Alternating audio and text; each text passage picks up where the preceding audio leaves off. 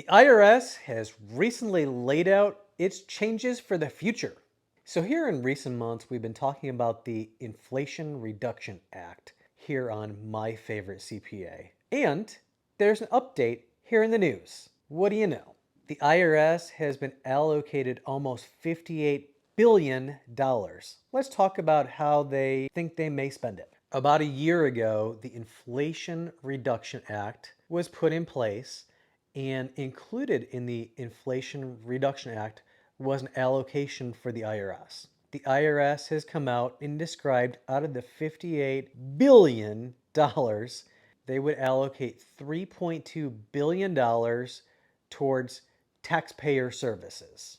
In addition to that, $4.8 billion was allocated toward business system modernization.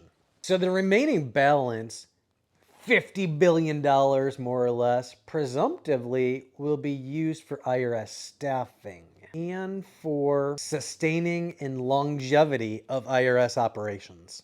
Can you guess what prompted IRS to apply for new funding? Could it be COVID? And just think for a second, if COVID hadn't come along, what would happen to the IRS with all their short staffing and their old systems? In that respect, I guess COVID is maybe a tiny blessing. For the full IRS article, I have it linked in the description. How long do you think it will take IRS to actually roll out all these improvements? Drop it in the comments, like it, subscribe, and share. And check out my website, myfavoritecpa.com.